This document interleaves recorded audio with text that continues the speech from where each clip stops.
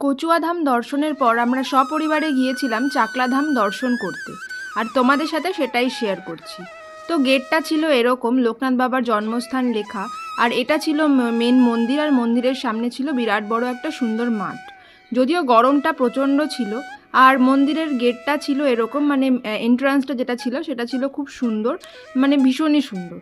আর আমরা এরপরে মন্দিরে প্রবেশ করলাম, প্রবেশ করে প্রথমেই চলে গেলাম বাবা লোকনাথকে দর্শন করতে। সেখানে তোমাদের সাথে শেয়ার করছি, তোমরাও বাবা লোকনাথকে একটু দর্শন করে নাও। জয় বাবা লোকনাথ। আর এরপরেই আমরা ওখানে সবাই মিলে প্রণাম করলাম, প্রণাম সেরে চলে এলাম মন্দিরের আরেক সাইডে, যেখানে আরও বাবার মূর্তি ছিল, সেখানে আমরা প্রণাম করলাম সবাই। আর সবশেষে চলে এলাম বাইরের বাগানে, যেখানে মিশকা পেয়ে গেল একটা ছোট্ট বন্ধু, যার সাথেও অনেকক্ষণ খুব খেলা করলো, আনন্দ করলো। যাই হোক, দেখা হচ্ছে তোমাদের সাথে পরের মিনি ব্লগে।